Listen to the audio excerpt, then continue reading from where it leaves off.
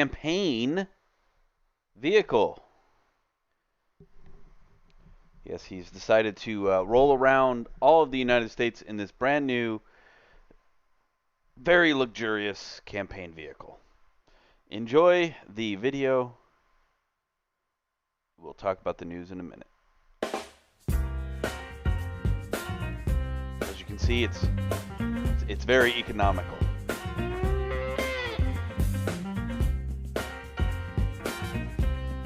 Safe as well.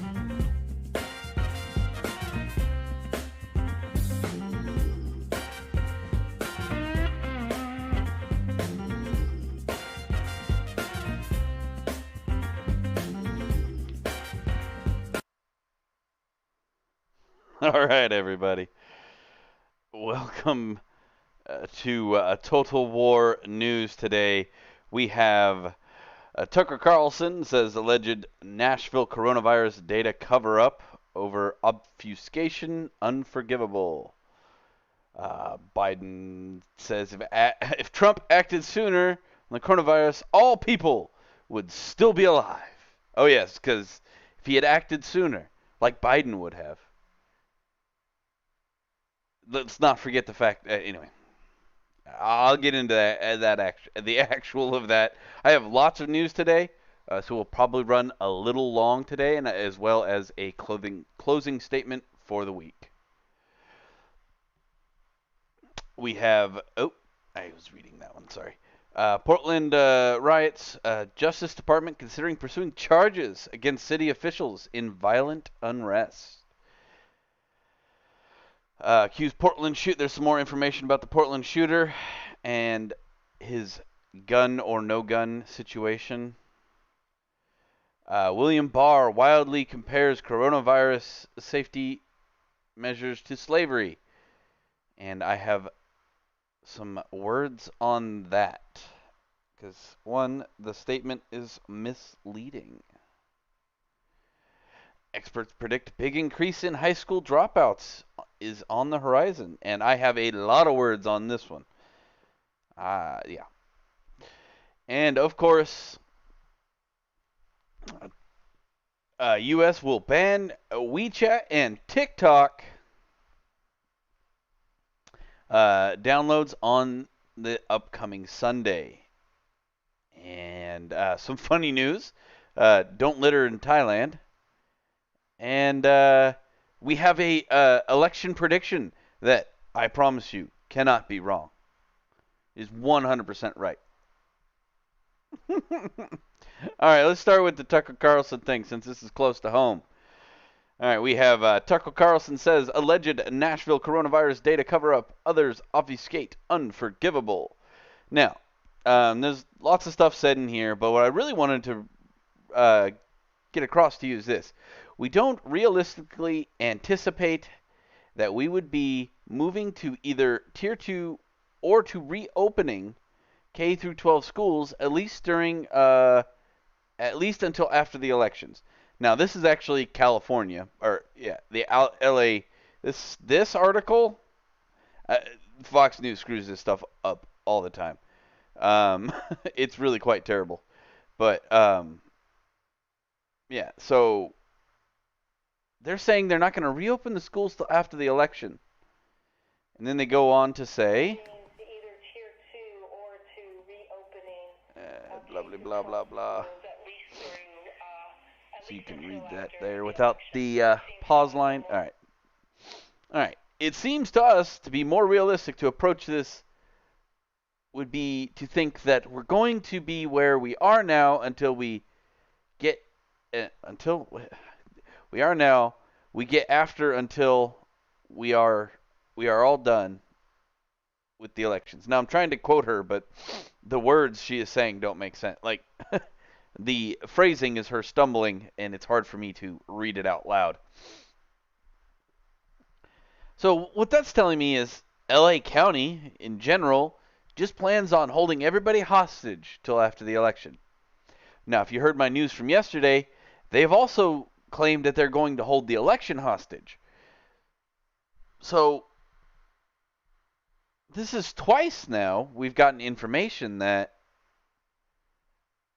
Well, the left is holding us, American citizens, hostage until they get what they want.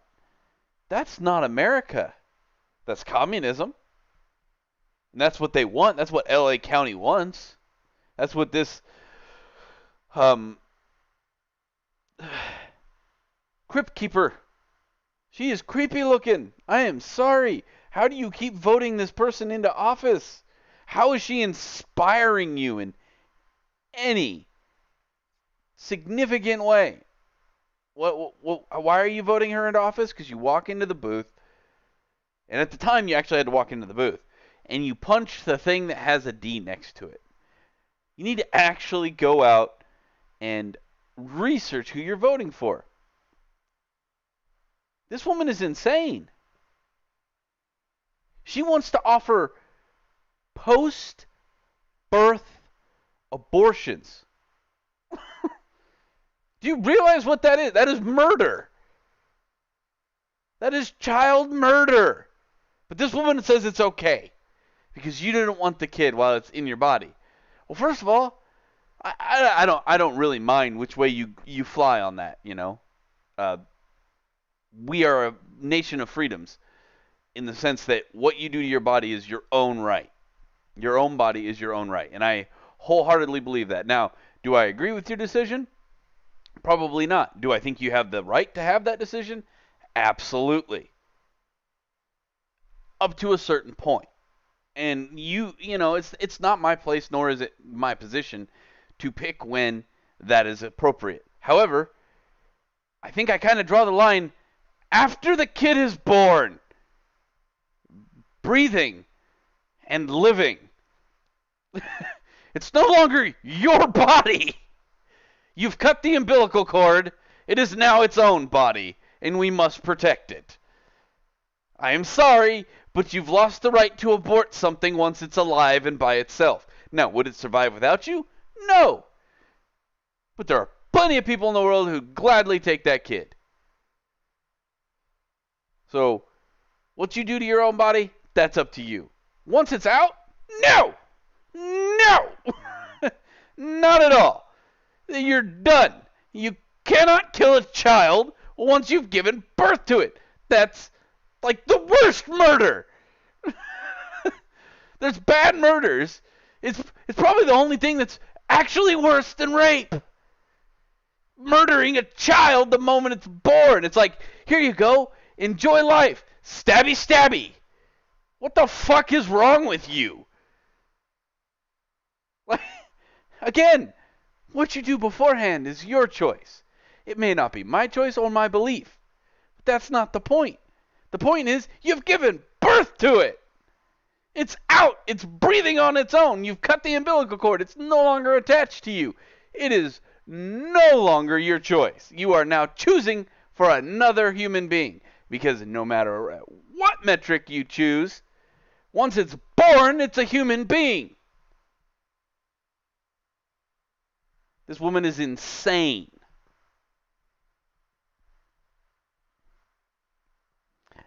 Tucker Carlson, the host of the Tucker Carlson Tonight.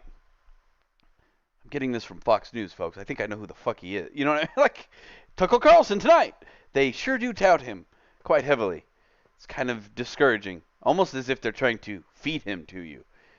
Make you believe in the Tucker Carlson. Anyway, on Thursday called for alleged cover-up of National Mayor office. Yada, yada, yada. So the biggest thing is a health department, this line right here is big. A Nashville Health Department official reviewed the numbers and wrote in an email to the mayor's office last summer. This is like, I believe the actual date was given in there in the actual video. I'm not going to play the whole video. But it was sometime around like early June. It's going to be, or this isn't going to be publicly released, right?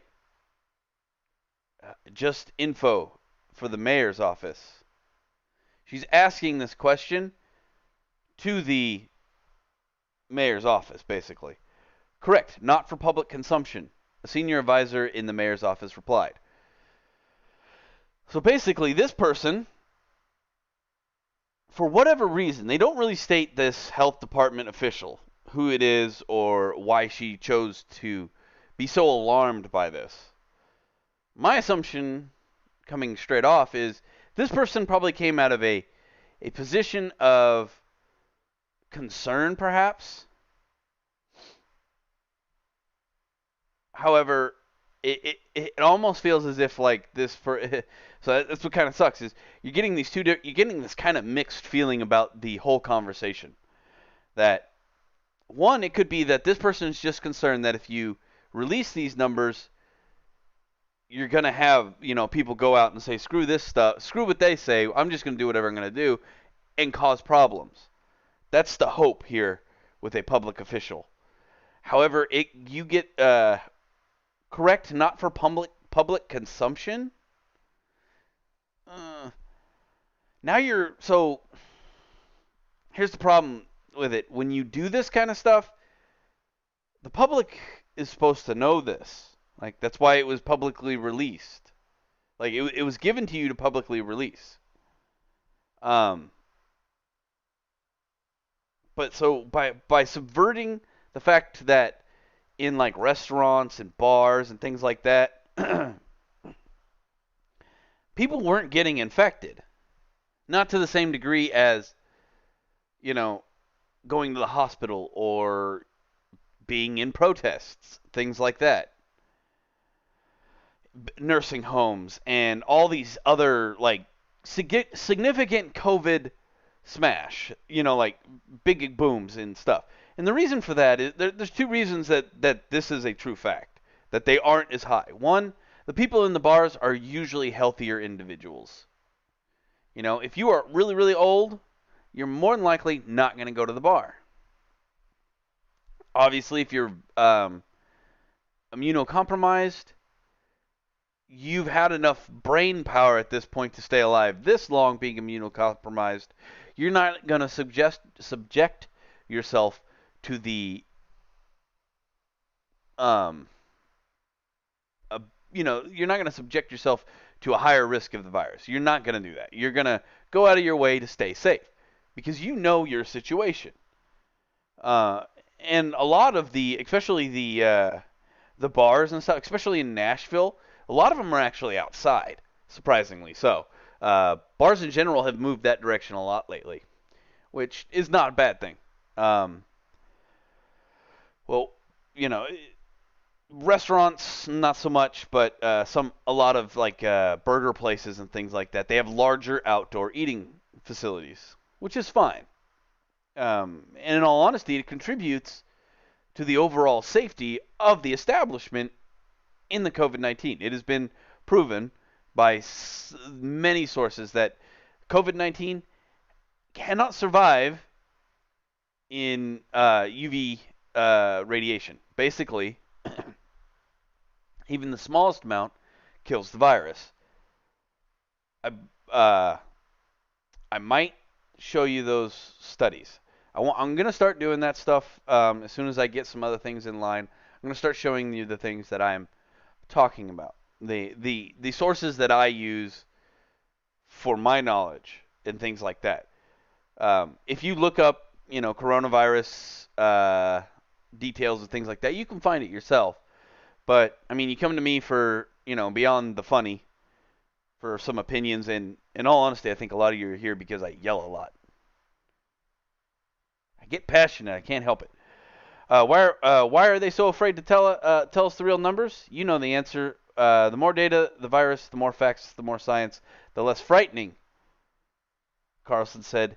And that's why they always emphasize how many people have died, but almost never who died. And that is 100% correct. They have the lovely CNN ticker of how many people died. Like, I'm pretty sure it's on the main CNN page.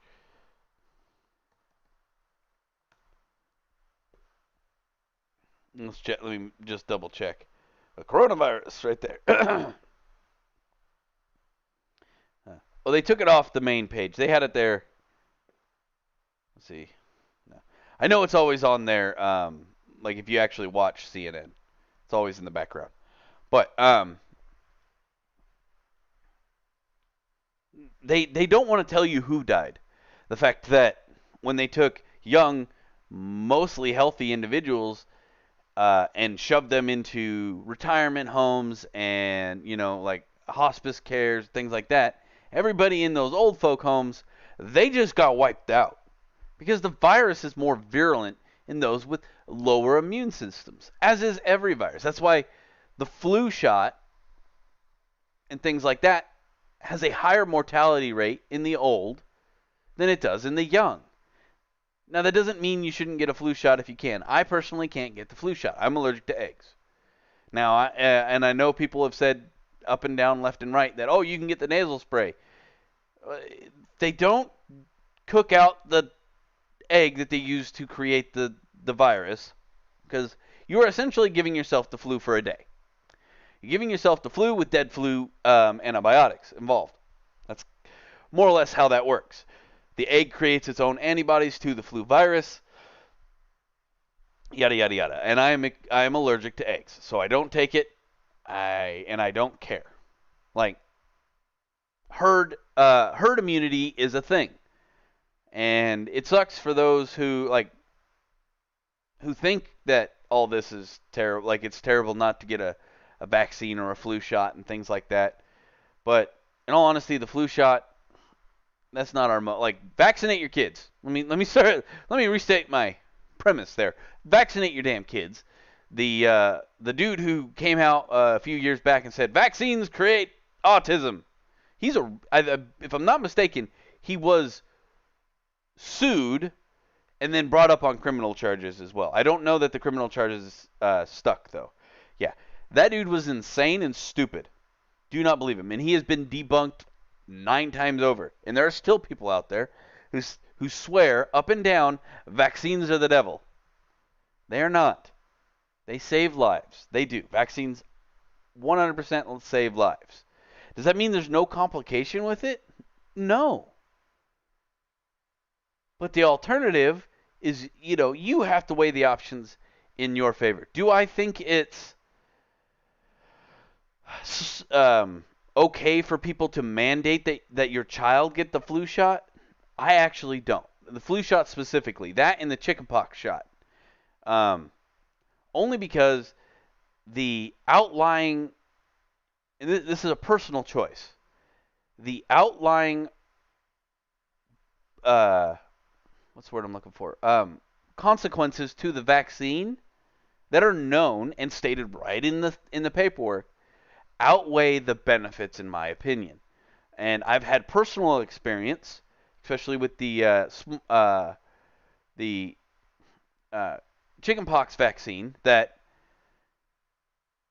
the chickenpox vaccine is for chickenpox from the United States, and your body doesn't create a full immunity like it does when you get the actual chickenpox. Now, I understand, don't get me wrong, there were a lot of complications to get it, just, doing the chickenpox parties. There was a lot of complications with that as well. But seeing it, I guess maybe it's just my personal bias in that regard, having watched a very healthy 20-something when I was in the military, I don't remember how old he was, contract a version of the chickenpox that he was not immune to, like most of the rest of us slightly older folks were, because you got to remember, I wasn't a part of the chickenpox vaccine era. So when I first started in the military, it was very rare for people, until I got later on in my years, to actually have gotten the vaccine. It just didn't happen. It didn't really exist in the same realm. So when somebody came in with the chickenpox vaccine, and we were overseas, and they contracted a version of chickenpox from that area, and he dies from it, because as an adult, it creates far more complications than it does as a child. Same with I'm going to wheel us right back around to what I was talking about. The same thing applies for the coronavirus. The coronavirus is basically self-immuned by children. What I mean by that is children just 90% of the time don't get it. There are full households where the parents, the grandparents, the older siblings who are in their 20s all contract the disease, but the 7, 8, 9, and 10-year-old, nothing. They have immunity to it. They have antibodies, but they never contracted a single symptom. And that's because their bodies, for whatever reason, I'm not a immunobiologist, their bodies automatically went, no. Here's the immunity. Piss off, virus. We got you. And yeah, but that's where I'm talking about when it comes back around to the coronavirus, as to why they don't want you to know these things, that kids aren't being affected. The fact that your kids' schools are shut down is on them and not you. The teachers who are screaming up and down, I don't want to die, well, those are just people who want to be paid for not working. And then that's 100% the truth. New York needs to get their shit together. Those people toting coffins around as a protest, I don't want to die because your kids want to go to school. No, you are a teacher. You suck it the fuck up.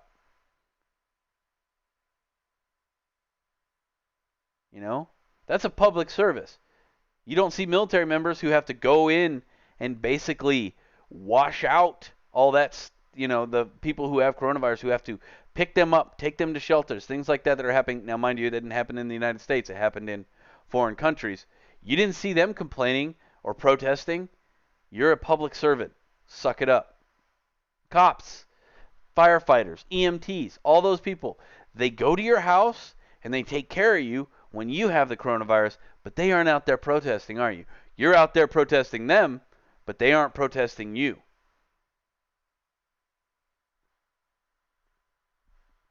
So,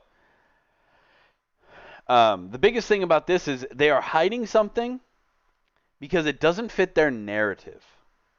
They want you to be afraid so that you think the mail-in ballots and all the other things that all those liberties and everything that they're taking away from you are okay. They're supported by science, which they are not.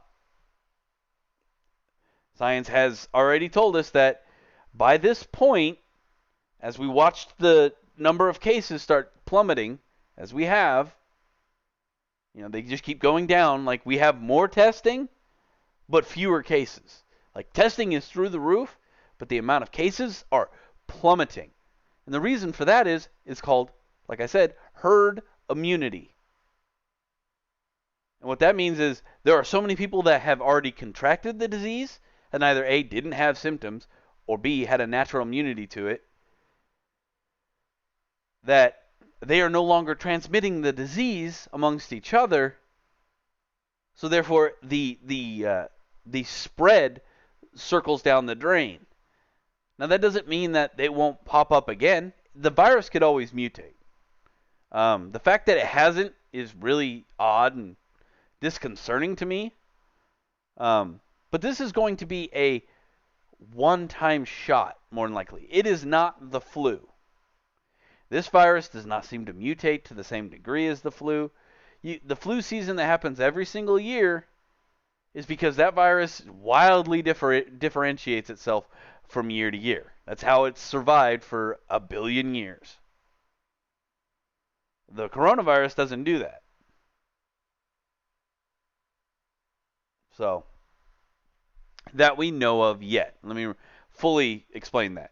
We don't know that next year, come January or February, when it's most virulent again, that we don't get another spike because the virus has mutated and figured out a way to survive forever. Once it does that once, we're done. We're going to have, unless there's a vaccine that we find that will actually cure it, because the flu shot does not cure the vaccine. It is an estimation of what flu variant is going to be around that year, or what it would look like, which I still have never understood how they predict that. But they don't always get it right, so it is a prediction factor. It's not like they're engineering the disease. or any such nonsense conspiracy theory crap. But yeah, so if you're not afraid of the coronavirus, then they can't control you. And if they can't control you, they can't subvert your freedoms, keeping you locked down, keeping you wearing masks, keeping you doing all these things that they want you to do, to be afraid and just terrified of every single other person. And this is a very much so far left propaganda scheme in that regard. It doesn't mean that the virus isn't real. It doesn't mean the virus isn't something that needs to be worried about, because all viruses should be in a small sense. But it also doesn't mean that just because Tommy got the sniffles, that you should lock down the entire school and kick everybody out. And that's going to lead me right into our next segment real quick. Again, this is going to be a long one, folks, so stick with me. Oh, nope. This. So, experts predict a big increase in high school dropouts is on the horizon. And this is 100% true. It basically goes through, like, because they're doing the virtual schooling, and, kids that struggle in general were at risk. Highly impoverished areas were extremely at risk. Places where they don't emphasize schooling, being in school as highly of a thing to begin with, hold on one second.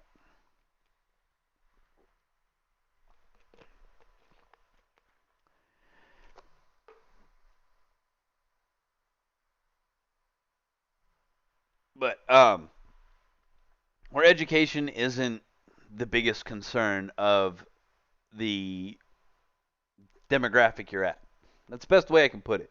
Basically, high urban places with high crime, whatever those may be, or high rural farm communities. Both of those suffer from a similar dynamic where high school is not as highly emphasized because you have other things you need to be doing. Making money, whichever way you make money, farming, doing all these things. That's what you need to work on and focus on, because that's what's important to your family structure, your peer group structure, all those things. That's what's important. And we are all products of our upbringing in some way, shape, or form, be it by conforming to it or rebelling against it. You are still a product of your upbringing, regardless of how you fall along those lines. That does not mean that the person who grows up in the rural farm America will 100% be a farmer. No, that person may actually have an opposite effect or an opposite reaction because they hate farming or whatever reason. They're the eighth middle child, and Tim, Tom, and Terry are all really good at farming, and you're just you're smaller, or you're just more intellectual by nature, and you don't see the world the same way, so you're ostracized by your family. Whatever the dynamic is, you're far more likely to, in all honesty, emphasize on school. So it doesn't really fall in the thread with this, whereas those guys are more likely to just not care. Your three older siblings. But you will react against it and then go forth to do something entirely different. But you're still a product of your environment. So that's what this is really talking about, is products of environment. And they're talking about schools and how, but experts fear a sharp trend. Half of the districts using hybrid or remote models. They fear struggling students will disengage from their school system without a fully in-person option. And that is 100% correct. If you are struggling, but it feels like you are not getting the help you need, because one, you can't talk to the teacher one-on-one. For a large, now financially right now it's really straining too. a large number of the like tutoring systems and stuff that are in place, they're remote as well. Some people just don't do well with remote access to things. Pictures on the screen are not to them the same as hands and people and being shown, and maybe because I know when I was a kid, when it came to English and reading and things like that, and I'm still not that great at it, and I have to start this whole research setup long before I ever do this because it takes me a lot longer to read these than most people. I'm dyslexic and I have a lot of other, I just don't do this very well. And I don't write very well. However, when I was struggling in high school, the things that helped me beyond special programs where I was given personal attention to, like one-on-one attention that were in the schools. They called it the ERC program at the time. I'm sure it's not the same now. It's extra reading curriculum or extended reading curriculum, sorry. Things like that. Now, mind you, kids will be kids. They had a whole slew of other, let's just call it adaptations to what ERC meant, which I'm not going to repeat because they are quite derogatory. But it's extra and class. You can fill in the R there for those of us who remember the 90s, before that word became quite so politically polarizing. It's never been a good word, in my personal opinion. But back then, it was not seen as quite the I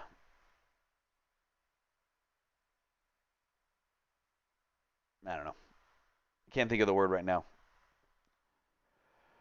It's not quite. It wasn't considered as insulting as it is now, which it always should have been. Um, Lack access to appropriate technology to complete online schooling. That's another thing.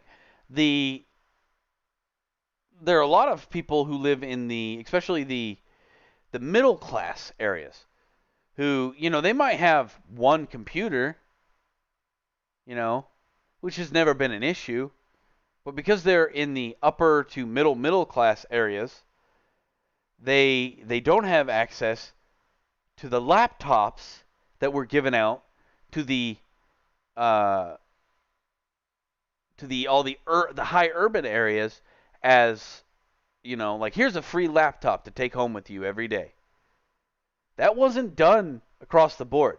That is done in low income or certain states where they mandated that because they had a surplus from last year, and they had the access to that. But those that are in the middle class, especially on the West Coast, where they had their budget spent for the most part, and they didn't have extra money to buy every single kid a Chromebook and things like that. So those people don't have access to this ability. So now they're just not going to school. That's happening all over the United States and nobody's talking about it. Rural areas where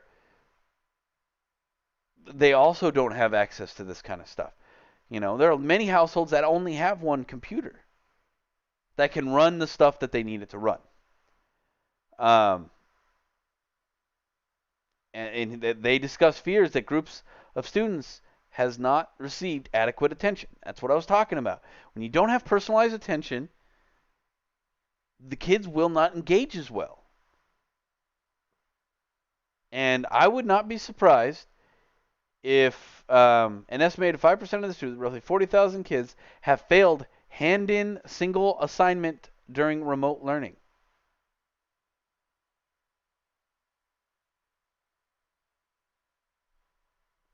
%, no, nothing. Do you know why? Because they're disconnected from it. To them, this is nothing. It's not real. This is not school. Let's say I'm in middle school and I've gone to classes every single time. There's punishment, there's grades, there's all this stuff. Now you remove that all from me. Now I don't feel like I'm actually in school, and I don't care. Especially in that crucial age between the end of middle school and about the middle of high school, the first 2 years of high school, where they're most likely to drop out. Those kids right now, I guarantee you it's going to be staggering how many kids drop out. And that's all. And it also has to do with the fact that these kids used to be in school while parents were at work. Well, now these kids are stuck at home alone, and with little to no supervision during the day. If they're lucky that the parent can go home during lunchtime to, one, make their kid lunch, depending on their age, and two, to check to make sure they're doing what they're supposed to do, that they're in school, or what is the equivalent thereof. And without those boundaries and those things that we've set in motion since, forever, that doesn't mean that we as a culture can't move to this, but we can't do it in 1 year. We have to set up certain, it's not just, we're just going to do this. No, that's not how that works. You can't just do something when it comes to education. There's ramifications for this. There's going to be fallout for this. We're seeing it already in 5% of kids, 40,000 kids in South Carolina. That's just one state where nobody's turned anything in. No kid has 5% of the 40,000 kids have not turned a damn. That's 10,000 kids or 1,000 kids who are not learning anything. That's 1,000 people for McDonald's drive-thrus.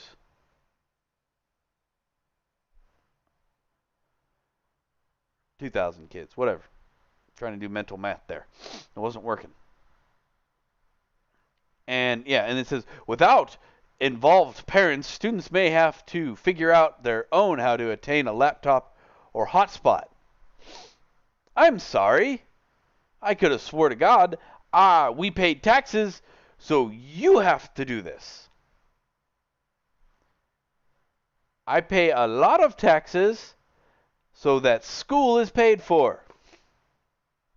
Income, property, gas.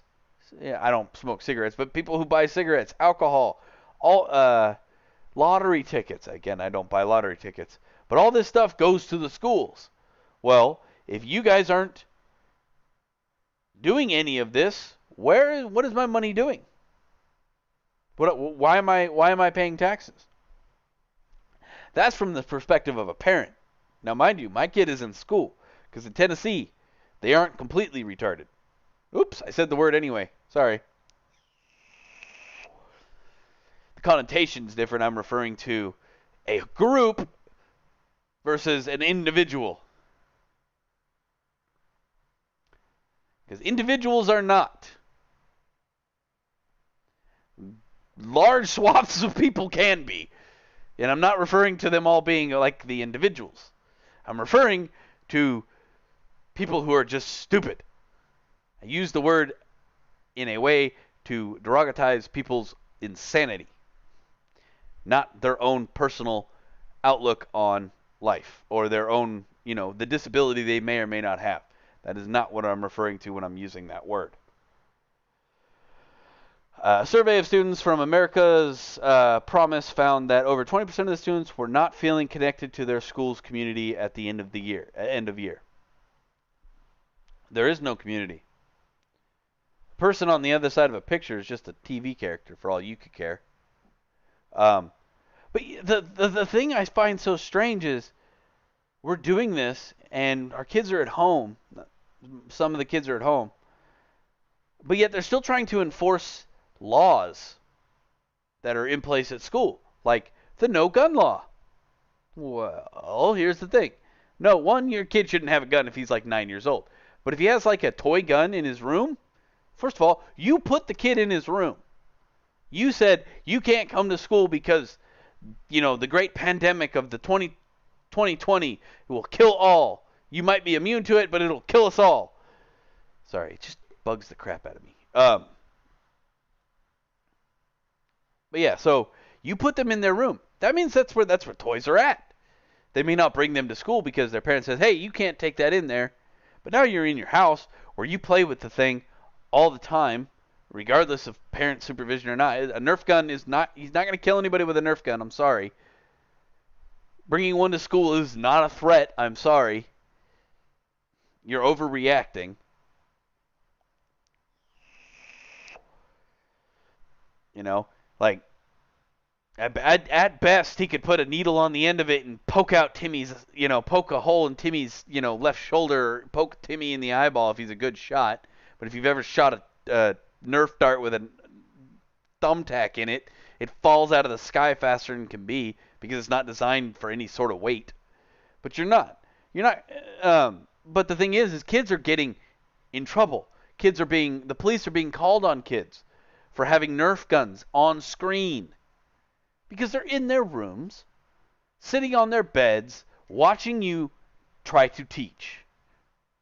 And I say that in the most humble way as to say try to teach. I know there are many teachers out there who do not like this at all. They know there's a problem. I mean, I got this from the Huffington Post. This is about as liberal as you can get.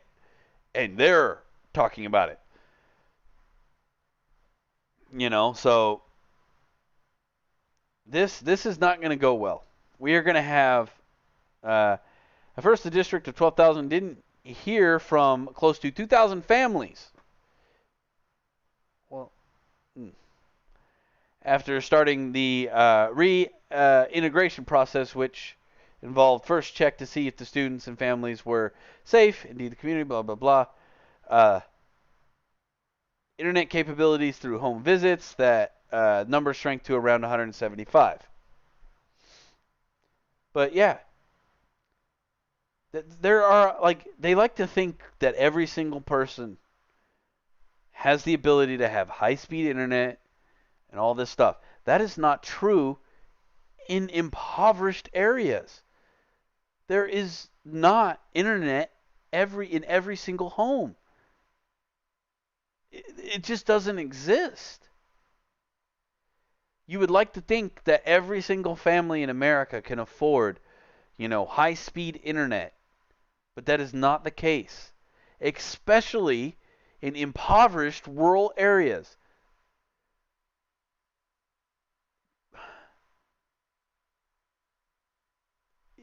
It irritates me because we're letting down people who are the most vulnerable to life kicking them before they start. Kids can't always, kids' parents do the best they can. Sometimes you have to struggle from day to day to week just to make the bills get paid. That is life sometimes. Doesn't mean it's always going to be like that, but I guarantee you, if tomorrow, they're like, well, you can pay for your car that gets you to work, or you can pay your internet bill. Guess what? Internet's getting shut the fuck off. Sorry, but that's life. It's going to end up that way. I'm going to shut the internet off before I shut my electricity, my water, or not pay my car payment or my insurance payment. There are certain things I have to pay and certain things that I want to pay, but sometimes that's just not viable. That's life in America sometimes. That's life in the world sometimes. And there are many places where people are on welfare and all these things like that they just don't have high-speed internet. They don't have internet, period, in their house. They may have it on their phone because it's basically impossible not to have internet on your phone. But a lot of times that's not it's just not the case that they have Wi-Fi in their house that they can sit there and stream video through. I know it seems like a simple concept to many people, but sometimes it's not. Just cross the pond, go to Europe, and you will see a disparaging degree of difference in how the internet is integrated into their world. And what I mean by that is, take many foreign YouTubers, you don't see video. You see pictures, or you don't see live streams. Let me restart. You don't see any live streams because their internet won't do it at all. For me to do this, just even with just the backtop web page, I'm sitting here now. I have good internet, but it would take when I first started this, and you guys can see it quality shift. When I first started this, there was a lot more hiccups and stuff, and I was at the third highest tier of internet. I was getting close to, and this is upload speeds, up to 25 megs a second upload. Now I'm at 580. Like, I have major internet now. But before that, I would have skips at 25%. Upload is what those videos do. Now, if you're just like, oh, well, this will search the internet, help you out, do things like that, you can go as low as 5 for upload. If you can go to 1. Upload is something you do to the internet, not take from. Download speeds are much easier to consist. I have a gig on download, half as much on upload. So if you have 4 or 5 meg internet, the likelihood that you have any upload speed at all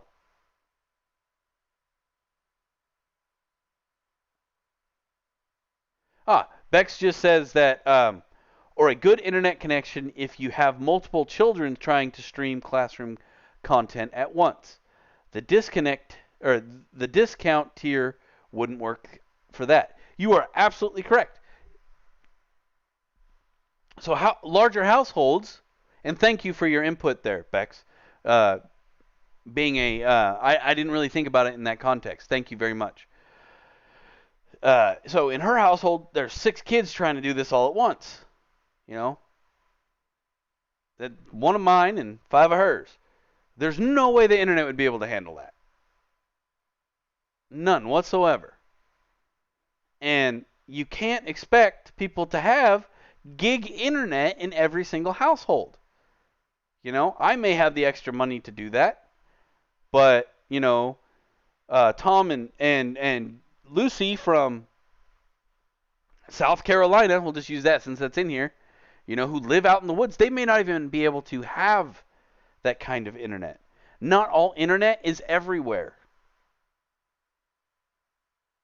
Like Cox Communications has done a great job in giving internet to most people. But once you start leaving the cities and the suburb areas around cities and then start heading out to rural, no. You're talking about people who have satellite internet. This stuff, like where they require satellite internet, there's no cables running out there because they're on a giant farm out in the middle of nowhere. You're talking about like Indiana, Kentucky, Missouri, North Dakota, South Dakota, places like that where internet's just not a thing in the same realm. So yes, you're going to have people start losing interest because 1, they can't do it. 2, it doesn't have the same interaction as school. So typing is a great skill. And I don't discount the ability to type because I suck at it. But I grew up in a generation where it wasn't so important. I remember in 1st and 2nd grade learning how to write cursive. My kid is now in the 2nd grade and is not learning that. So I'm thinking it's no longer in the curriculum, which is okay, I guess.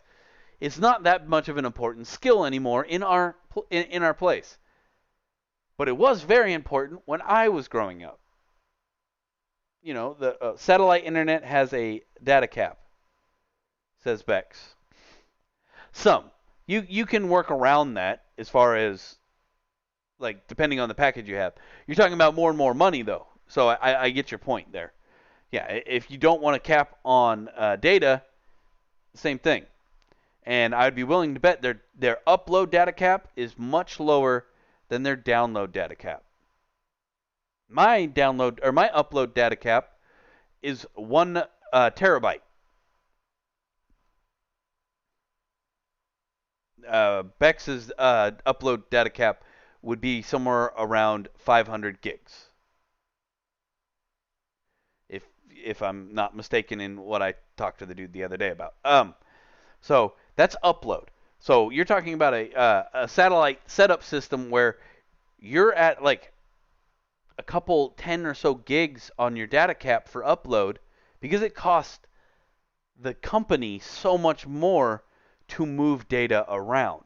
It really does.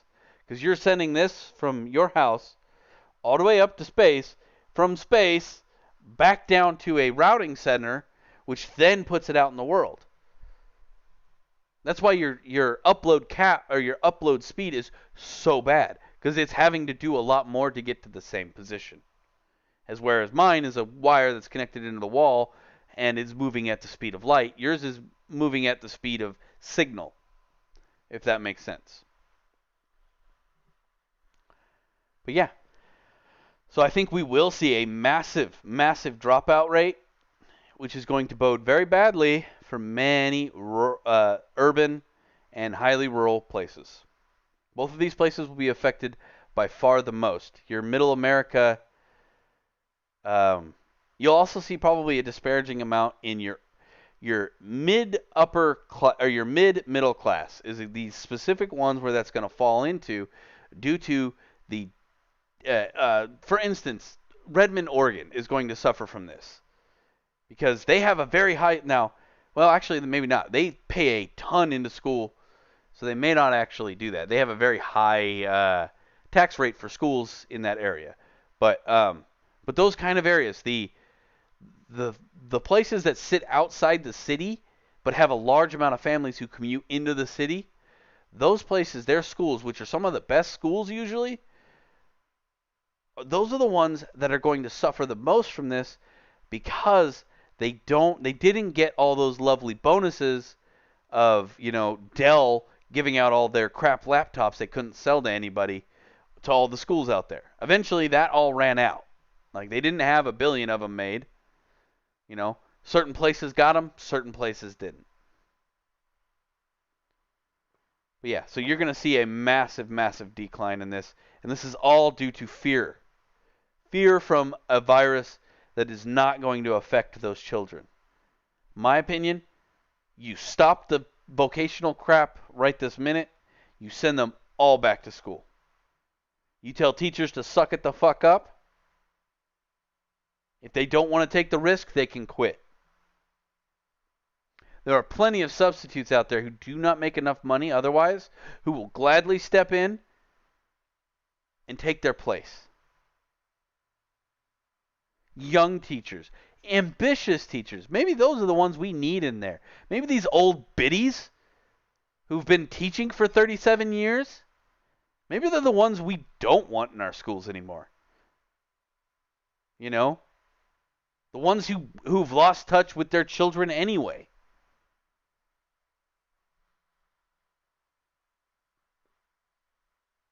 I'm holding back a rant about something else. Give me a minute, folks. Let the rage pass. And I shall continue. Actually, we're going to go to the game now. Like I said, folks, we'll probably be doing this till 2 o'clock today. I have a lot of news, and I want to get through it all.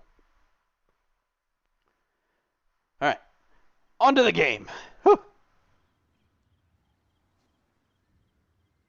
What? I can't see that. Hold on.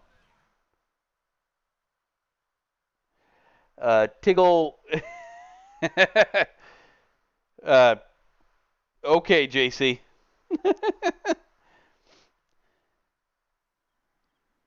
Funny, bud. I appreciate the joke. I guess I'm just waiting on clicking the spin the wheel. Yeah. Great grandma who's, knocking her knees down there. She can go be the substitute. We'll let the young teachers who have to sit in substitute duty for 4 years while they struggle to make ends meet and not get paid enough. We'll let them go teach kids because they want to.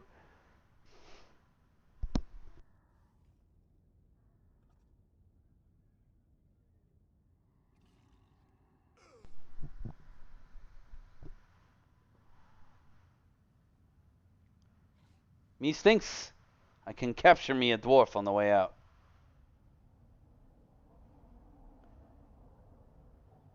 Pretty sure if I bash them hard enough, they'll want to create some peace.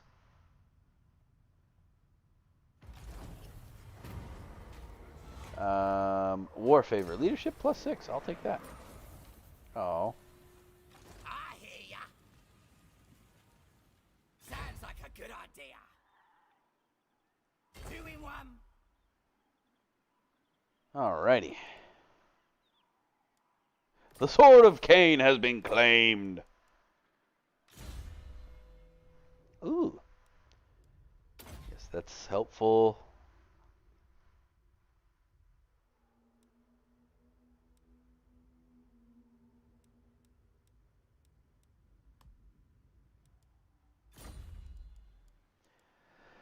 All right. Oh, technology done.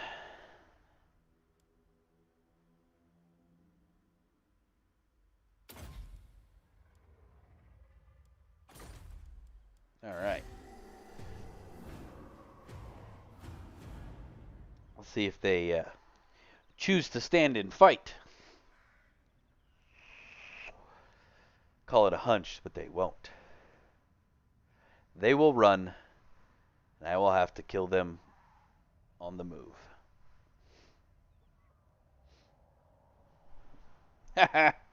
They run away. Ooh.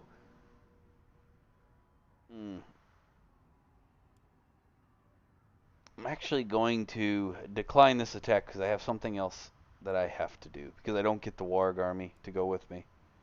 Decline attack.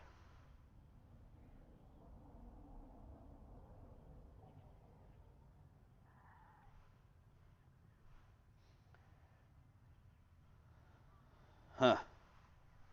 Well, that's some disparaging events going on over there. There's 3 stacks up there.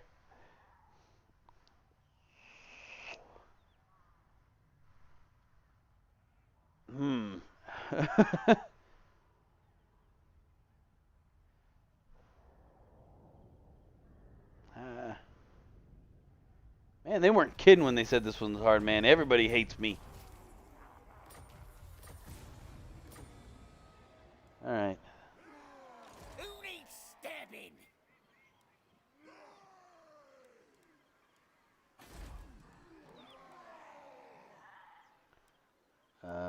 No.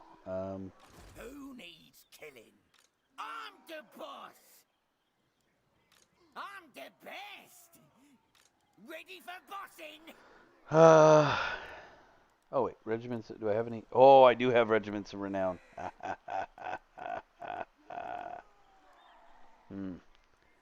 Let's see. We'll go with you. And you.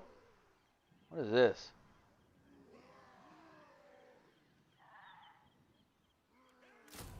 You. Yeah, I'm going to take all of you. There we go. That should bring me up high enough to be able to defend this. Think. What is this one? This one's doing. I'm going to demolish this building. I need to get a different building in there. I got me brother.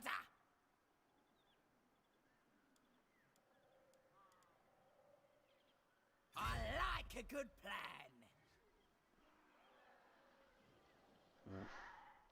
We will see what happens. I'm gone. It's not. Well, I have to go that way anyway.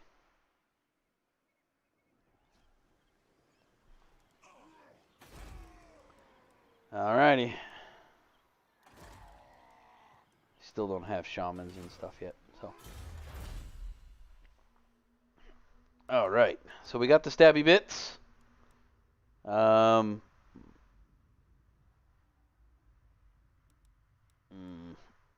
No complaining. Obedience +4. I would think I could get.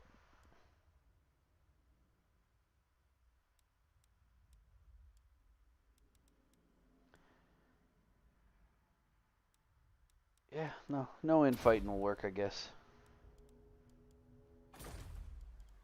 Alright. Why is that at 43?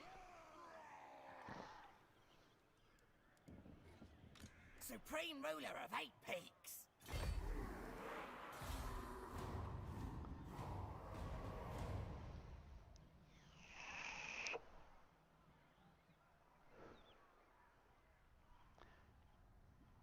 3 stacks against my stack and a quarter, plus how much from Garrison? We'll see. Yeah, get those knickers.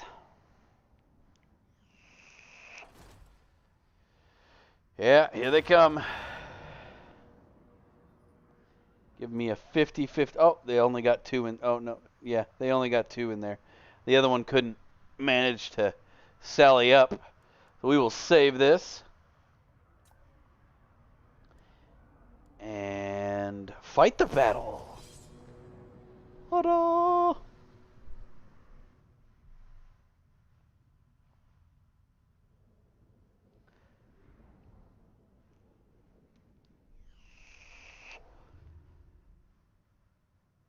Now, my best case scenario,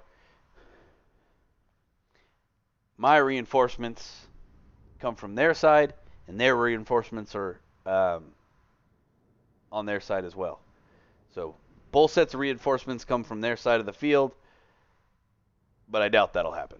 That's the best case scenario. Let's see. No, it's the opposite. Oh. Yeah. All right. Well. Okay. So who can? Are you? What you want? Can you? No, you can't. Okay. I know you can't, but. Here's better than them. All right. So here are my 4 dudes who can't deploy ahead of space. Drink the brew. Can you? I'm the boss. 5 dudes. Can you deploy out there? Yes, you can. Can you deploy out there? Yes, you can. Can you deploy out there? Yes, you can. Can you? No. You will go into the regiment of things that can't leave ahead of time. But I do have That's ready. all of these. Fanatics away. And we'll take my 3 cavalry units. Not defend group. The lads are ready. We is gobos. Group these.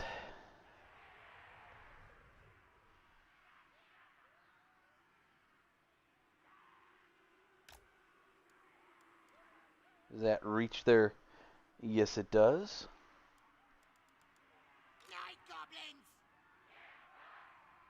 Followed by this. Oh, hold on. I want to distribute them out a little bit farther that direction.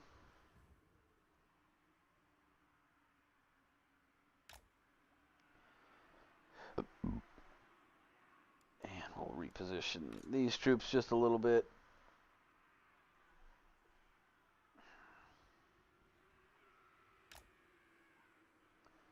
That way can they still hit them? Some of them. And then I will position these guys over on this side. All right. Battle wagon I'll have go over there, along with, all right. Let's see if we can get this done.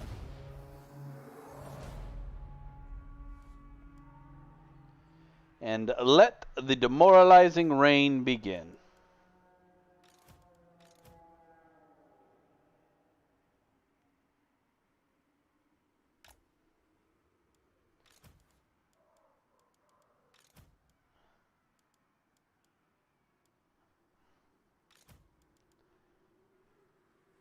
These guys can come up here.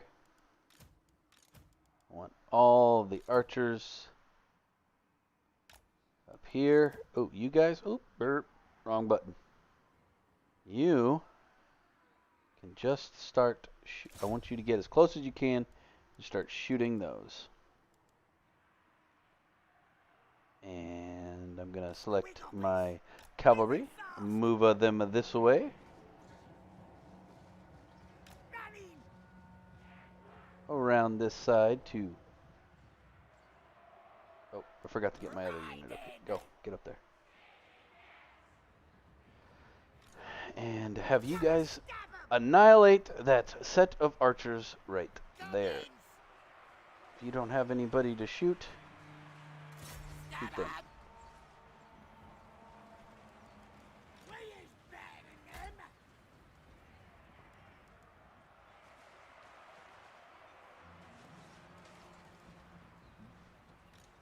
Wagons, you can head this way. You can charge into that battle. You can charge into there. Gonna kick 'em. You guys can come help out Who over can we here.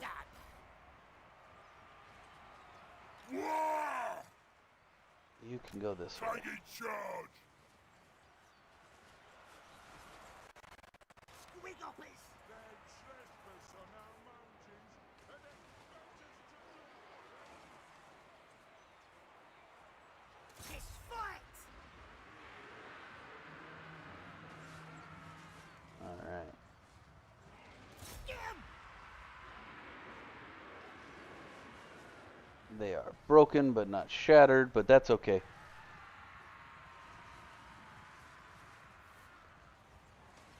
Alrighty.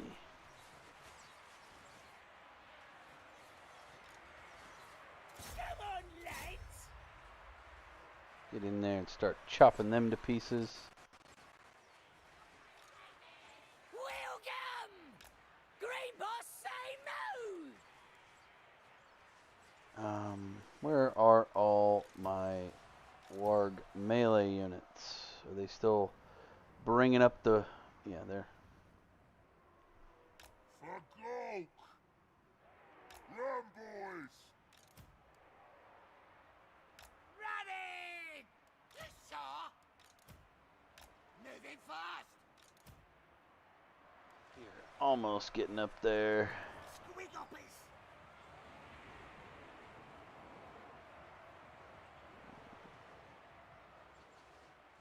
Gonna kill 'em.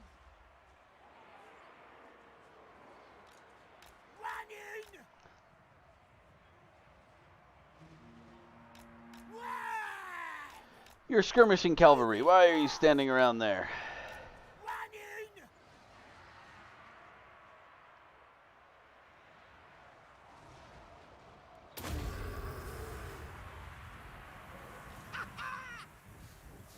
Nice one. Get my archers to start firing at those guys because they're going to be a pain in the butt.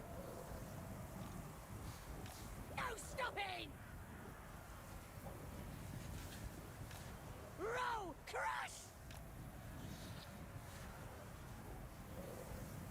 Make boom.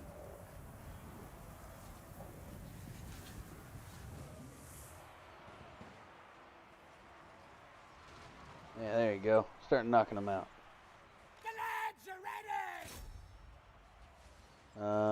Let's see. I need...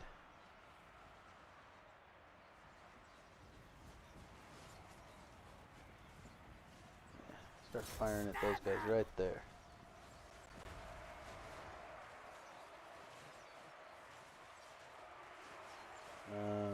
Okay, so...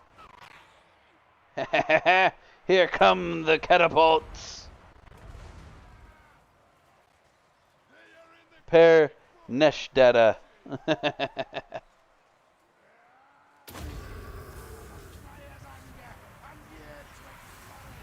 Don't get me wrong, that's a lot of dudes. That is a whole lot of dudes. Boys! Renegades! Go over there. Want you guys to come around here.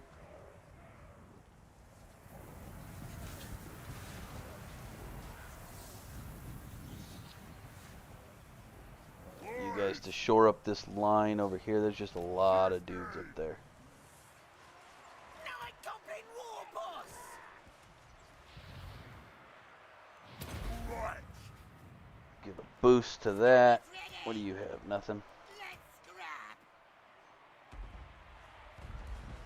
Okay. Gonna kill 'em. Charge. Wolf Riders. Let's do this. Stick 'em. Keep a changing my mind.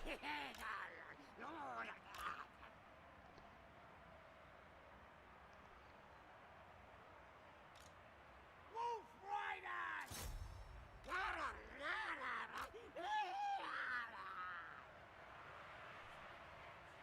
And Scrap.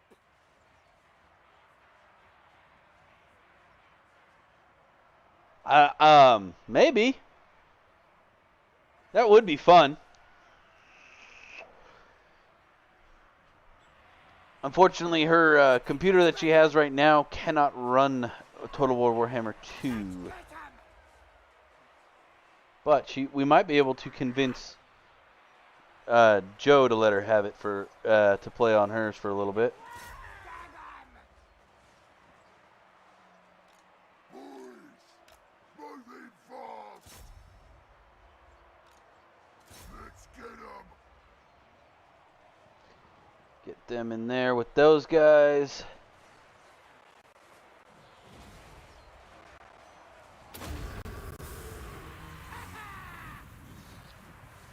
Moving fast!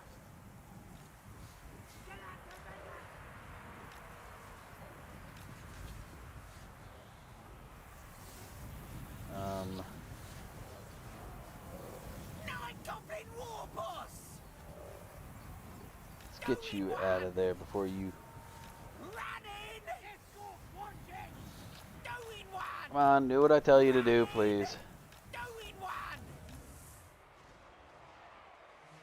Check out me Yeah, you go over there and you kill that. Fight for more! Our clan's got Let's run them down. Goblins! Running! Run! Mark this day in the book!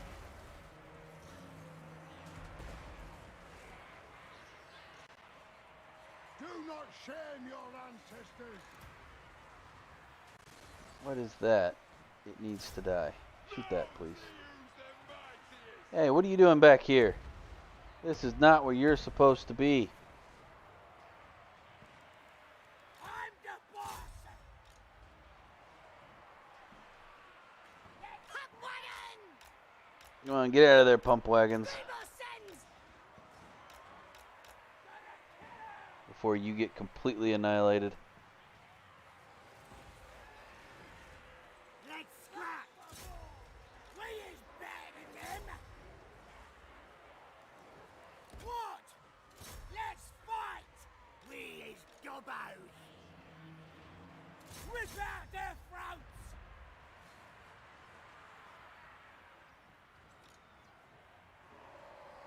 Squiggoppers! All right.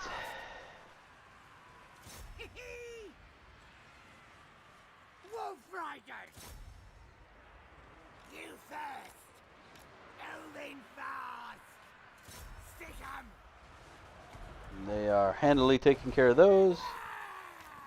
Oh yeah. Let's get started! Now let's just hope that.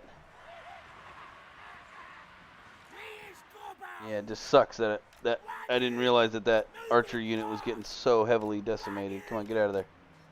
Moving fast! Running! Moving fast! Running! Come on. Let's scrap!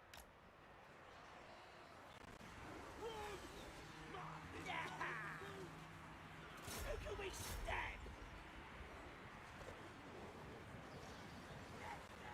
Wanna kill something?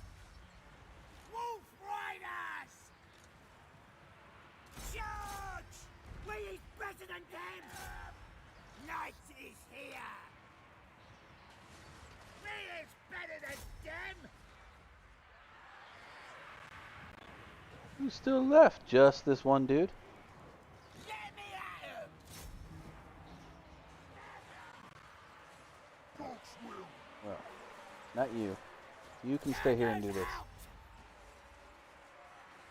And Ah! We is better than them! Drink the brew! well, he's getting all sorts of beat up. I exploded it! What exploded it? Why are you blowing my guys up? That was not cool, man. Wolf Riders! We got this. There we go. Get in there. Get that fighting done. Gonna kill him! Where are my war wagons at? We'll get him! Oh, they're fighting him. Squigs, go after that.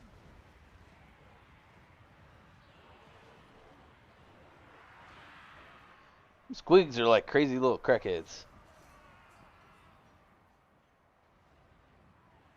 Really? The only... I have him and this guy back here is all that's left, huh?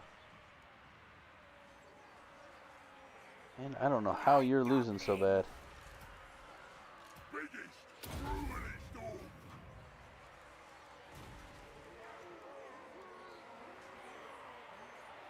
I really, really don't. What? Oh. You can stop, because you're just going to kill my own dudes more than you're going to kill their dudes. Enemy Lord is dead. Good. That's one down. 2 to go. What was killing him? We is gobbos! Moving fast! Actually, Running! can't imagine it's going to be any better over here. All of you, come over here. Moving fast! Get you out of any fray you might be in.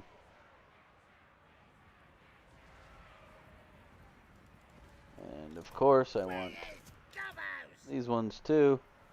Moving fast! Where are my orc boys at? Are they in this fight? Gotta kill him! Kill him, hurry up. Oh, is that dude dead? Yeah, they killed him too. Alright, one more to go. Just the one dude left. Man, he is. Oh, he's one of the ethereal dudes, that's why. Ah!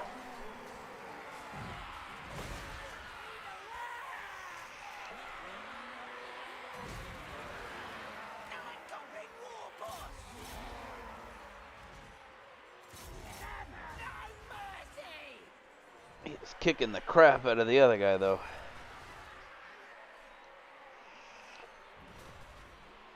Ugh.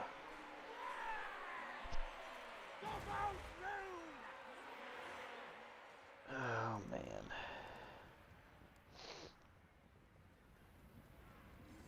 I think those regiments of renown were well placed, if you ask me. Haha! A little bit of your own. Ooh! Oh, that was my guys doing the explodey. Well, in that case, it was a worthy sacrifice. I thought that was their guy who did that.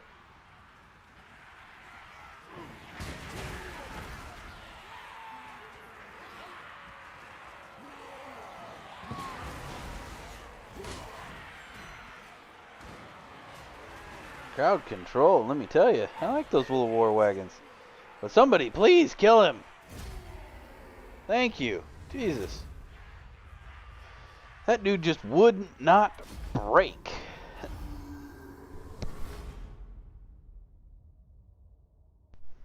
That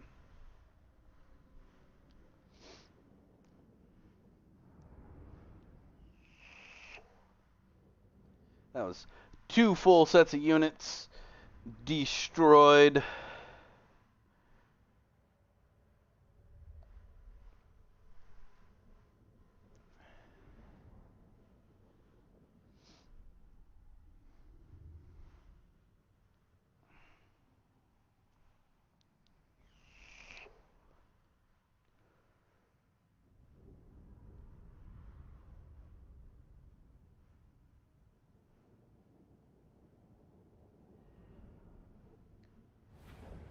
Alrighty. Definitely eat captives. Wonder if they're going to try that again. I doubt it. They couldn't take it with those forces. They're not going to be able to take them.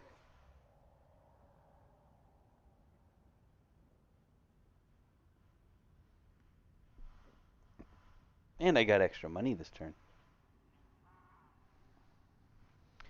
Alright. I'll be right back, folks.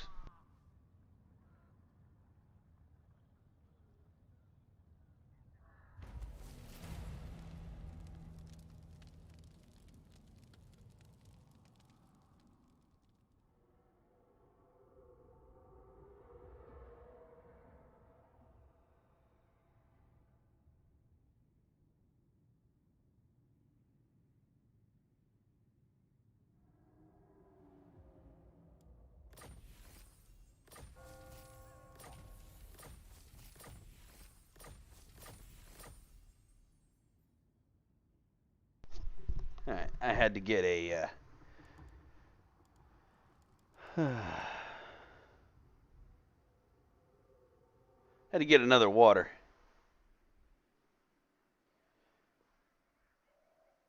I got me, brother. Alright, let's take you out of that stance and really?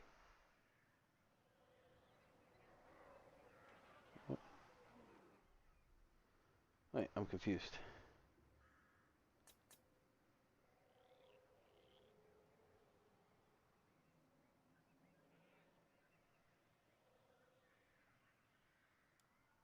Oh, okay. I'm very confused. Are they? I'm off. Oh well.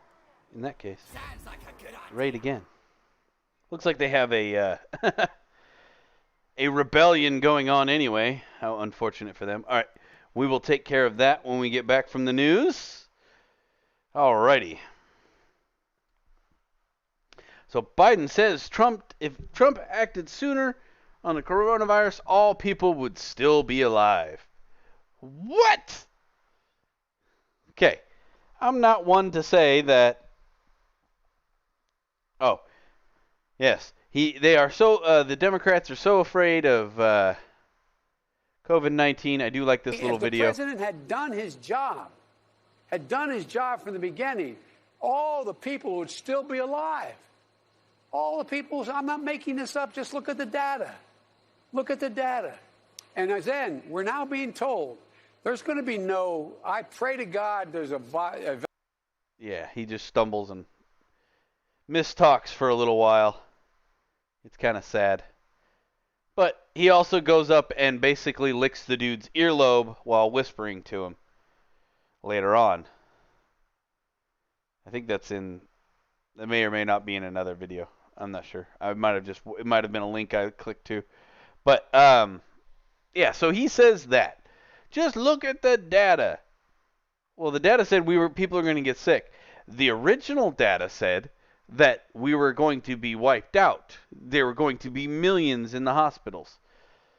I did not believe this myself. But, never say never, I guess. Prepare for the worst, accept the best. Meanwhile, Washington Post exclaims Biden is making this up. He is absolutely making this up. And it's strange that the Washington Post, not exactly a Republican-led paper, would be the one lambasting him for this. I mean, when you go way off the crazy end, even the liberals will hang you out to dry. Fox not being one of these. They were going to make him, do that anyway. I like how CNN's fact-checking thing hasn't come out yet, even though it was out the day of with Trump. It's because they didn't actually do it. If you watched and I don't like to do too much of this, but this is like, most of the news. It's kind of hard to find the other news. That's one reason why I have so many. I went and I found all the non-political news as well. The things that are a little more important than what stupid things Biden said, because if we listed out all the stupid things Biden said, we'd be here all day. Or, how badly he stumbled, how he you can tell by the way this was done. He may not be reading from a teleprompter. He does, however, you see it a few times here and there. He has the answers to the questions on his hand. So go back and watch the CNN live stream. You'll see, and he keeps going 1 and 2 and 3, and 1 and 2 and 3. And they're actually written on his hand. That's why he keeps scratching his head. I noticed it rather quickly. So I think that's kind of messed up. So that means there were no spot of the moment questions. Everything, he had the answers to all the questions he was supposed to answer. That's disingenuous to what they're trying to do, or what they're pretending to try to do. And I don't like disingenuousness. It really irritates me. But yeah, so he has the answers written on his hand. That's not a conspiracy theory. There's some videos out there and some clips of where you can see the actual writing on his hand, where they more than likely they washed it off in between because he didn't have enough room to write all of it down. But that's pretty sad that, you know, they have, when they're predetermined questions, that makes me kind of scared, because there's not going to be anybody when he goes to, you know, the UN or someplace like that who's going to give him, other than his original speech when he starts it, who are going to give him the answers that he needs when somebody asks him a question and he stumbles and cannot answer it. So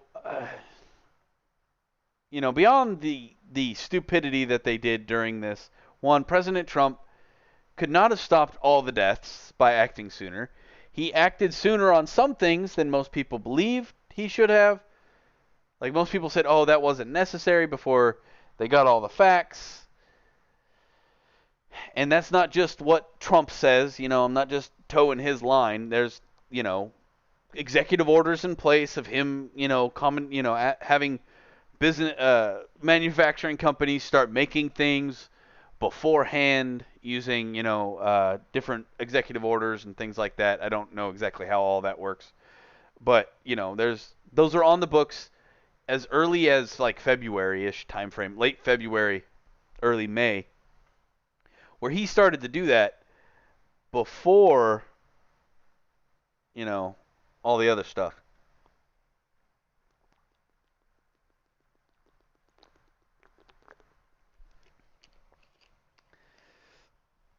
Before people said it was necessary. You know, and they're like, oh, well, he told people not to wear masks. So did the CDC, guys. He said that right after. He's like, well, I guess you don't have to wear a mask. We don't need to shut down then. I mean, we can do this, that, and the other. You know, he didn't know any more than the rest of us. And as they say, hindsight is 20/20. Yes, if he had done this, this, and this at the very beginning, there probably would have been fewer deaths.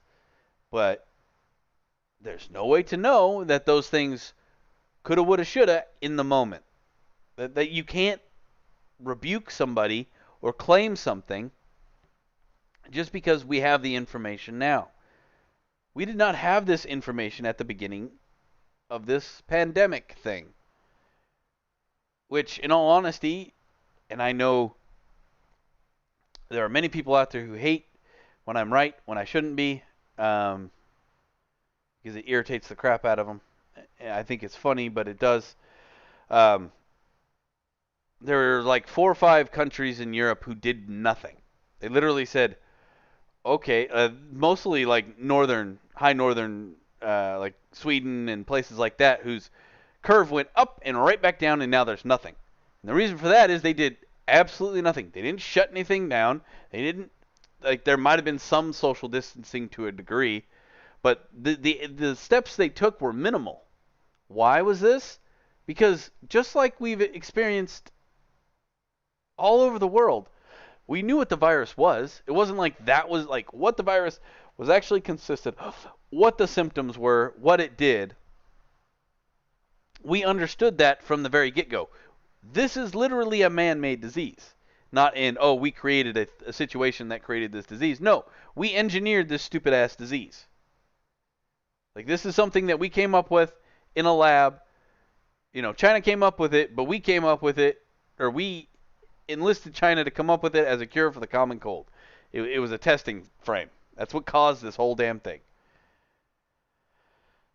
To try to create a cure for the common cold. Fine. That's perfectly fine. That's medical, furthering our medical knowledge, doing the things we need to do. Innovation. Do it. Don't hire China to do it because they eat bats. For whatever god-awful reason, they eat bats.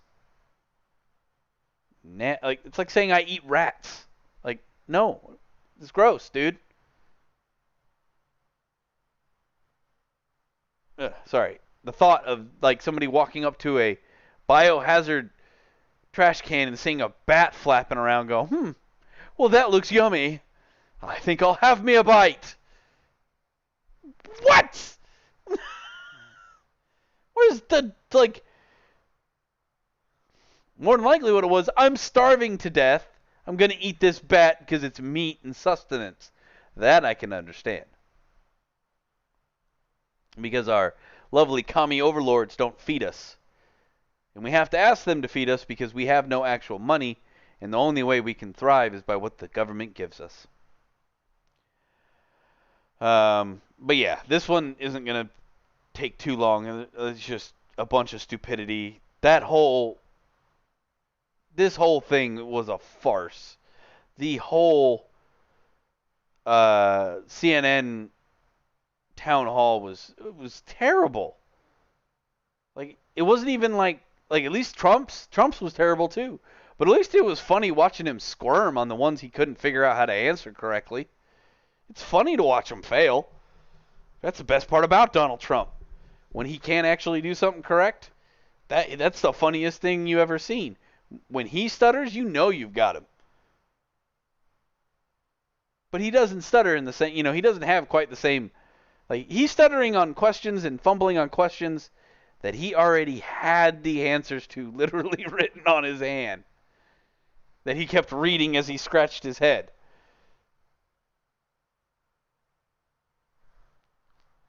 And this was taped. It wasn't even live. It says it's live, but it's not. If you go to it, it says it was a pre-taped screening. And they said they did that for security reasons. Now, the actual, they played it at one time. This is the first time we've played it. But they weren't live. It was not live. Trump failed as a leadership to warn the American people of the dangers of COVID-19. I mean, should he have maybe said something sooner? I can agree with that. However, Trump doesn't make all these decisions by himself. Check. Sorry, I had a weird noise.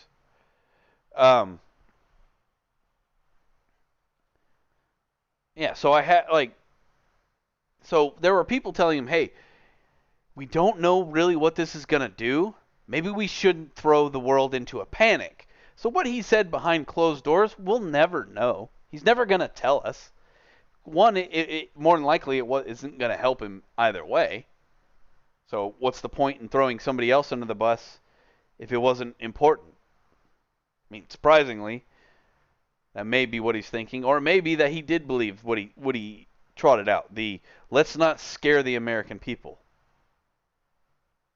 The whole masks things, the CDC flip-flopped on that 6 times. The current is that they're doing something. It was just a few weeks ago that they're like, oh well, these might actually be causing the disease to spread quicker. Because they cause they're causing lung problems in individuals due to rebreathing their own, slightly more carbon dioxide-ridden oxygen, and it's causing things like that to happen, which is causing people to die more easily die from the disease and things of that nature. But really, just depends on which doctor you want to listen to. It's that's an irritating aspect from people who don't have, the knowledge that they do, or that they're supposed to have. There's nothing against them getting it wrong, but it's okay. They tend to try to, oh, I didn't really say that. That's not what I meant. You misunderstood me. Like, I misunderstood masks are not helpful. Like, how am I supposed to misconstrue that? But, all right. Portland riots, Justice Department considered pursuing charges against city officials in violent unrest.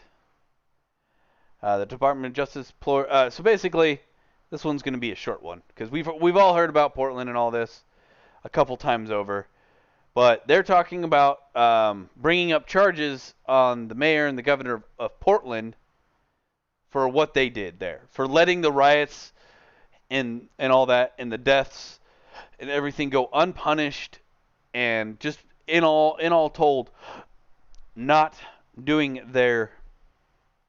what they were elected to do. They just stood by and let it happen. In fact, they encouraged it.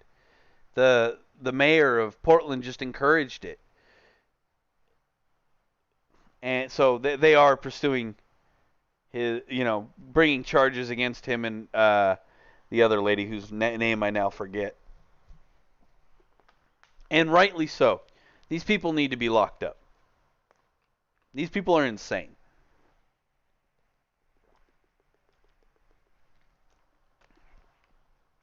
All right.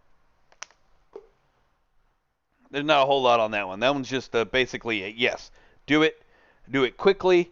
Get them out of there. Maybe Portland and all of Oregon will finally learn that they shouldn't be Democratic, because that is the true fact. They should join the rest of the state in being Republican. And Portland is always in the news because of this stuff. Accused Portland shooter Michael Refugio pointed handgun at officers, cops say. All right, so there is a guy out there, and they don't name his name, and that disturbs me greatly. Say that he had a cell phone in his hand, not a gun, and the cops never state where they found the gun at. The cops do say he pointed a gun at him, so I would assume, if the cop says this, that means he had the gun in his hand. And we have learned by this point, people, that if you hold a cell phone and you're suspected of having a gun and having just killed somebody, you run from the police to another state to try to avoid being arrested for something you did. And then even if you point like a cell phone at somebody, like if it's in your hand and they don't really see what it is and you point it at them real quick, they're going to shoot you because they're not going to take the moment to see what it is you have. We know this as people because the cop, if he hesitates, he dies. That's just how life is. So don't point your cell phones. Don't point toy guns. How many cases has it been now where kids have been shot by cops because they pointed toy guns at people?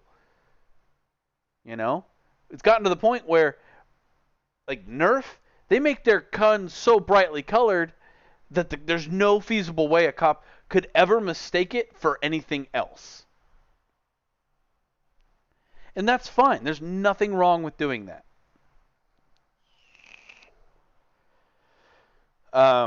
They're basically, disturbing picture, sorry. That is him. And as you can see by the stuff laying around him there, they actually tried to save his life after the fact. An interview with Vice News aired, Knight was killed, told the outlet, I had no choice but to shoot Danielson. I mean, I had a choice, he said. I could have sat there and watched him kill a friend of mine of color. I wasn't going to do that. So basically, he's saying, if I didn't shoot him, he'd have shot my buddy, the black cop. But yeah, he had a 380 and a 22 in his car. AR-15 style 22 caliber rifle. That's a 10-22 with a plastic shell around it, people. Don't make yourselves out to be more than you are. But yeah, they shot him multiple times, then yelled, and then briefly stop command, quickly fired by a rapid shooting. So what that means is the officers saw him point a gun, they shot him, he fell to the ground, wasn't dead, then proceeded to point the gun at the cops again and got killed. It's the only way that happens.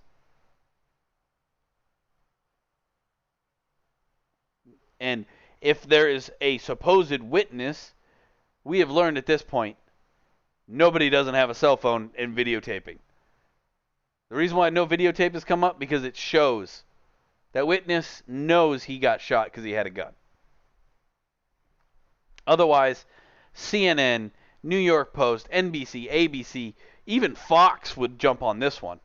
They'd want that video. They would scour the planet for that video. So the video exists, the guy's not giving it up because it doesn't fit their narrative.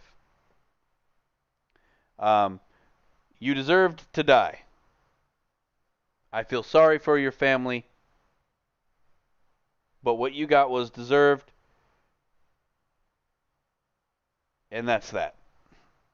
I'm slowly but surely losing my patience with ridiculous people from Antifa and Black Lives Matter, the organization, and all that stuff, with their inability to equate decisions with consequences. I feel terrible for this man's family. But I also don't feel terrible because I feel terrible for the man who did literally nothing and got shot in the head because he did not agree with him. He weren't even having an argument. He was walking down the street and got shot because he wore a piece of clothing. These people are truly demented. That's my rant on that. Will Barr wildly compares coronavirus to, and I'm just here to clear this one up real quick. Is like house arrest. The Attorney General said, other than slavery, which was a different kind of restraint, this is the greatest intrusion on civil liberties in Americans' history. What he is referring to there, folks, despite what they put in here, he's not actually comparing the lockdown to slavery. He's comparing that the amount of intrusion on our civil liberties is almost not as bad or as terrible as slavery, but it is the same kind of thing. He's using a comparison. Now, mind you, he probably shouldn't have said that. Maybe he was being a little exaggeratorial. Is that a word? Exaggerative? I don't know. Whatever. I like exaggeratorial. That is my word now. He was exaggerating. He was exaggerating to make a point. That by continuing the lockdown in the state it is, we are being held at house arrest. And there's nothing else other than slavery that has the same, connotation of the amount of civil liberties that are being trampled on. That's what he meant. He was not saying that our current situation is as bad as slavery. He was not comparing it directly to. He was comparing it as the similar function, not to the same level. That's the best way I can account that for people who apparently can't understand when someone is making a comparison in one way or the other. But he's absolutely right. This is, in fact, one of the greatest tramplings on our civil liberties. But we as Americans lately have not found that to be such a terrible thing. I don't agree with it. I know many other Americans who don't agree with it, but apparently there are a lot out there who don't care. The voting thing, which I'll get to a little bit later. The mail-in voting and all that fun stuff. But even, 16 years ago now, when Bush put into place all the Homeland Security stuff. That was a terrible decision. In no way, shape, or form should they be able to listen to all of our phone calls and listen for keywords. That is not okay. Monitor us from video camera systems. Nope, not okay. But we said, okay, because we don't want the tower to fall again. When people are afraid, they're willing to allow an astronomical amount of their liberties to be crapped on to try to reassure themselves that they are safe. And that is what's happening here. That's what this is about. That's what all the coronavirus stuff about. That's what it was about back in 9/11. Or back in 2001.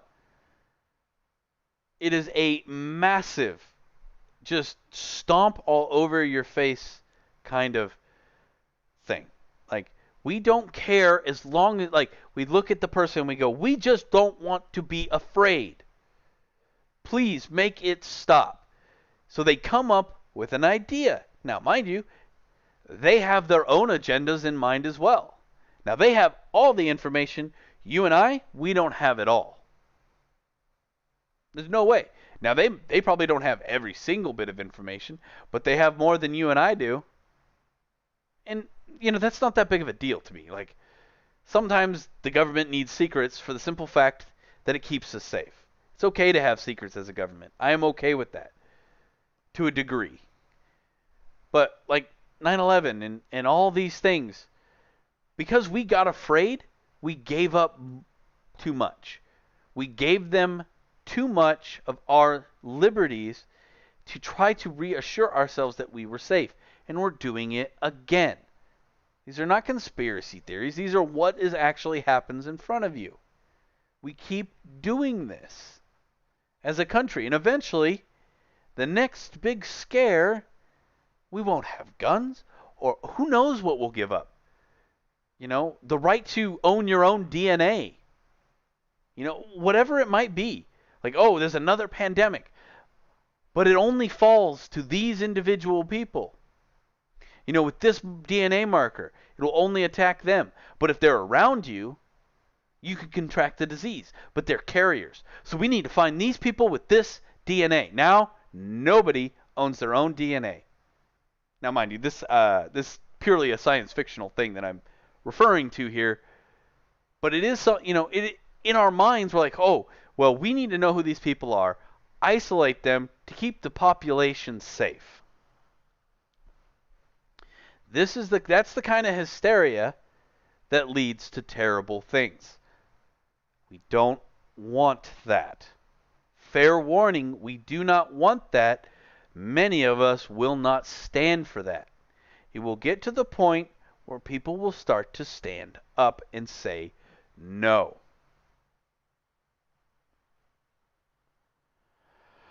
All right, a little bit of good news on the old China front. Finally, come Sunday, Apple and Google, actually just in general, TikTok and what's the other one? WeChat will be banned for download and update. Does not mean they're going to get rid of it on your phone. You know why? Because that's already your personal property and they cannot touch it. They will not come after it. If you want TikTok on your phone, by all means, you get to keep it.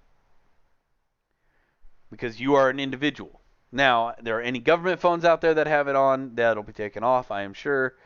Anything like that, it'll all go away. You won't be able to download it anymore. The American, I'm sure the website in America will be banned via your internet, things like that, because you don't own what's on the internet. If you have something downloaded to your computer, you will be allowed to keep using it. No updates will be allowed, though. Things beforehand are safe. Things after are not. That's just the way the world works. I 100% agree with this. Tencent in general is a terrible company, and I hope next they go after Epic Games and all that stuff. Fortnite has long been reported to having different algorithms that try to coerce children. They have videos out there trying to get to children, things like that. In general, this whole China, TikTok, Tencent, Oracle, all this stuff, it needed to be gone a long time ago. People have been talking about it for years. This is not actually breaking news. Somebody just finally did something about it. But just so you know, Sunday, that stuff goes away as far as updates. You'll be able to keep the stuff on your phone. All right, some fun news. Thai National Park mails trash back to tourists. This is hilarious to me. So if you litter, and I live by the old adage, the only thing you leave in the forest is your footprints or a pile of crap. Because nobody needs to have to take that out of there. If you have to crap, you have to crap. Leave it there. But Thailand, apparently when you go to visit Thailand, they make you give your address. Now, I'm assuming whatever the Koh Yai National Park near Bangkok, which, come on. By this point, China, you gotta just change the name. Just change it for Pete's sake. You know what it means in English. Make it go away. I'm tired of the Bangkok jokes, for fuck's sake.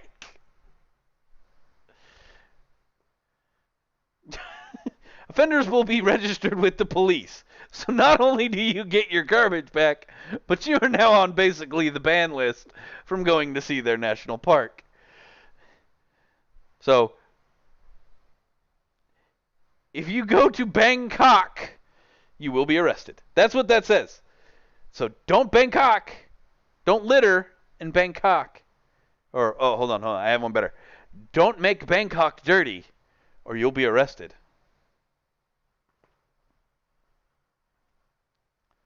But yeah, so basically you're on the ban list, and you get your trash back. I'm going to go out on a limb and say they don't wash it. So it's probably not going to be pleasant smelling by the time it gets back to you. But hilarious. But please, for the love of God, change the name of your city. Alrighty. Alright. Well, we did, what, 3 battles? 2 battles? I think we're good on the game this time. I just had a lot of news to get through, folks. Maybe I'll do a secondary stream after our main stream this evening. Maybe I'll sit around with you guys till early wee mornings of the hours if you want to join me, and we'll run through some more Total War if you guys really want to, just to make sure we get it in. But Peruvian shamans use ancestral ritual to predict the winner of the U.S. election. You know this cannot go wrong. So, drum roll, please.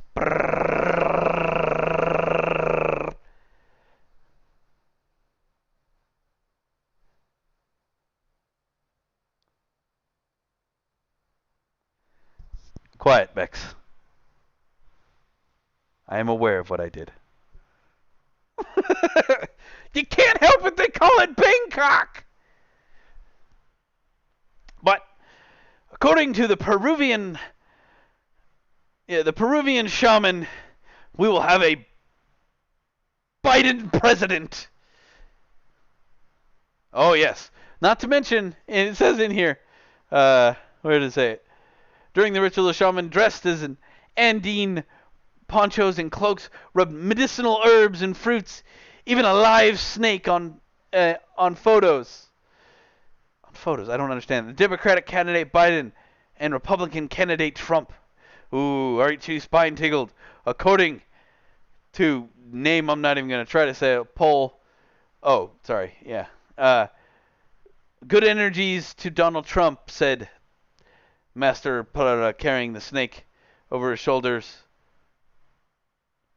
Why? Because he's deserving of good vibes following what he said will be the supporters to the gentleman. He will win. Wait, they changed the article on me.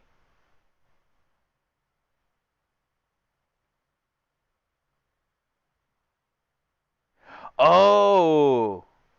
No, I misread one part. Okay, sorry. All right, so he says, so the Peruvian says that it will be Trump, but she was in favor of Biden. Sorry, I didn't read that correctly. But yes, I'm actually absolutely going to make jokes about that. But no. All right, folks. I actually got it done in an hour, by 1 o'clock. So some fast talking and a little less gameplay today. But I did get it done in my approved 2-hour time slot here. Try to make them exactly that. But yeah, so I will bid you adieu for the evening or for the afternoon. We will see you guys tonight for Don't Starve. And later on that night, I will probably, if you want to catch a follow-up stream of some Total War Warhammer, I can throw on for another hour or two after that, probably, to get so everybody gets their Jonesins in. Maybe I'll go back to the because I have a Dark Elf campaign that I streamed a little while back, and we'll do that. So as long as that all sounds good, folks, I will see you all a little later. Thank you so much. Remember to like, share, subscribe. If you don't like what you hear, if you have any other news that you want me to talk about, leave comments below and tell me how I can improve. Thank you all so much, and we will see you next time.